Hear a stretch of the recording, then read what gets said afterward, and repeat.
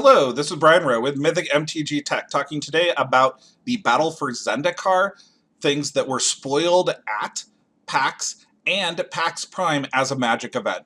Currently, PAX Prime is really the premier place to get Magic spoilers for the holiday season. It's also a great place to come and interact with the Magic the Gathering community.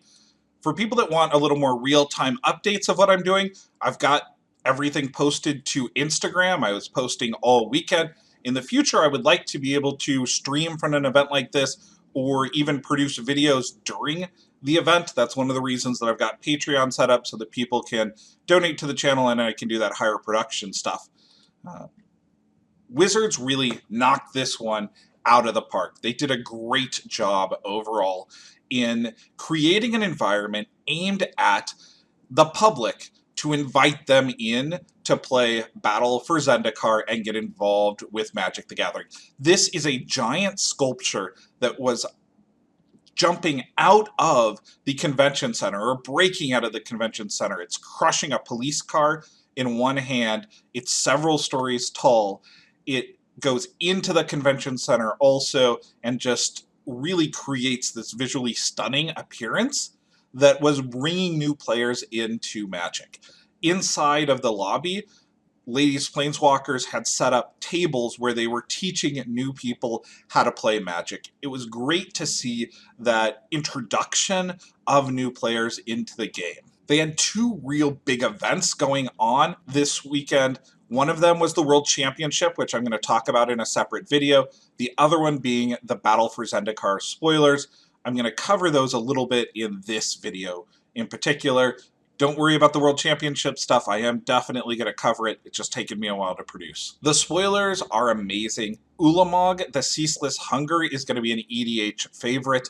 Exile 2 permanents when you cast it, so even if it's countered, it has an incredible ability on it. It's a 10-10 for 10 that works into an Exile mill strategy, a nice alternative win condition. The new Gideon looks really good, but it's tough to tell where he stands with regards to standard until we see the rest of the set. I don't think he's eternally playable, although he does have the ability to defend himself. His ultimate is a little bit on the weak side, giving all of your creatures +1/+1.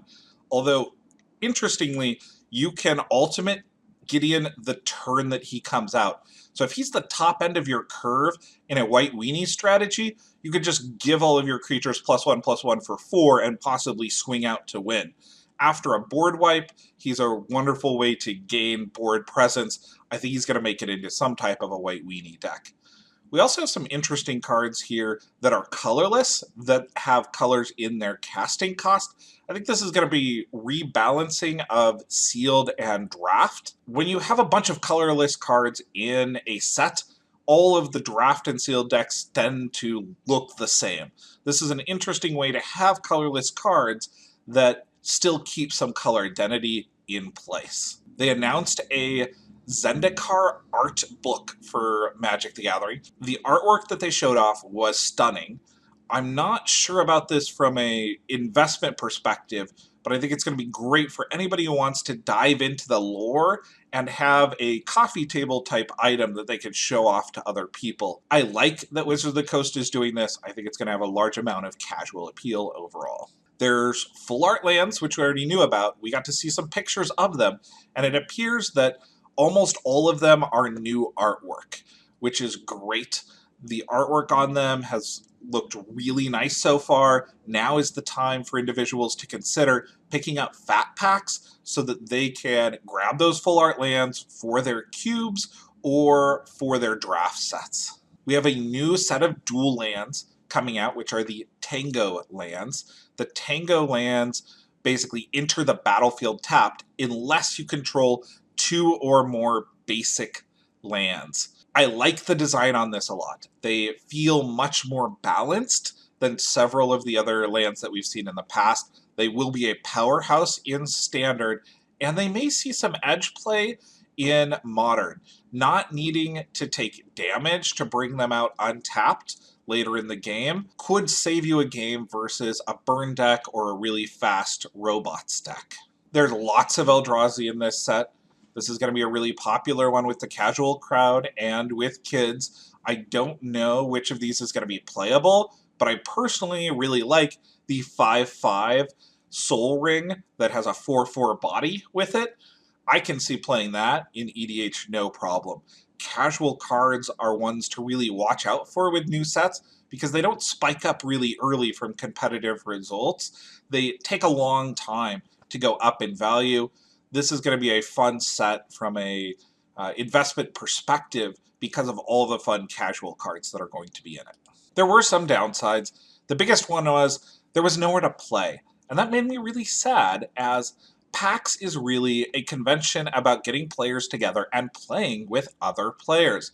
It has a giant bring your own computer section. It's one of the conventions that is built around that idea of community and playing games with each other. Wizards of the Coast took over the play area and put this beautiful sculpture in place, but what they really needed to do was rent out a banquet room at one of the other hotels around, put in tables for people to play and do tournaments because there were no constructed tournaments this year, and then stream the events from their main hall there.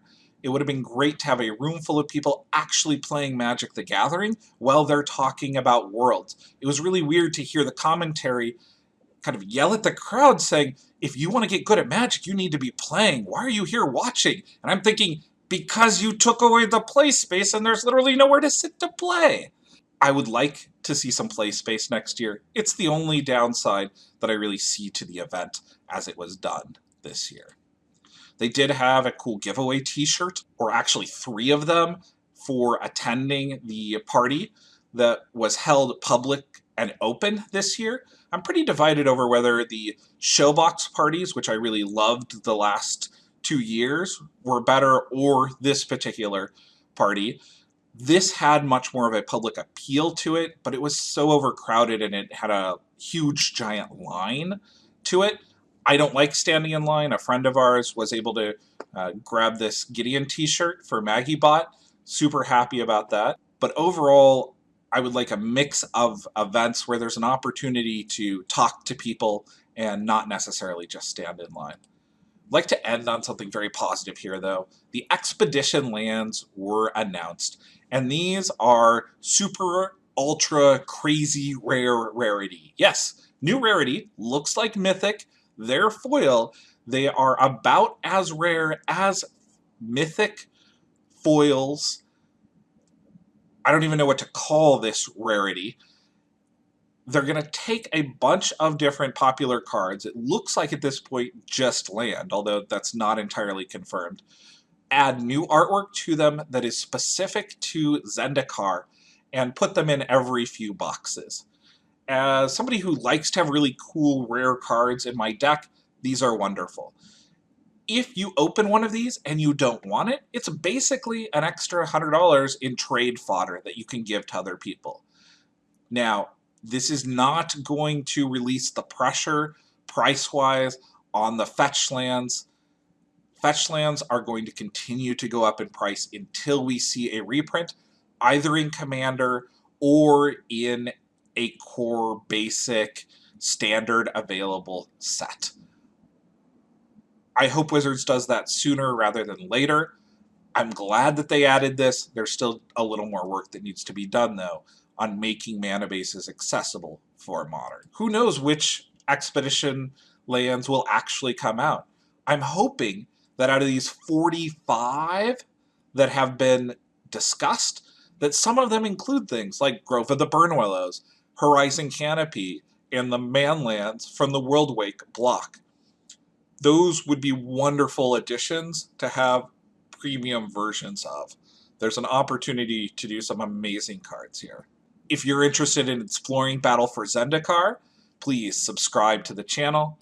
This channel was made possible by patrons like you. I need your help to continue to produce this channel and do great stuff into the future. Thank you to everybody who's out there already supporting the channel. I greatly appreciate it. I have a Worlds wrap-up coming later on this week, and I've got patron pack openings happening hopefully on Saturday.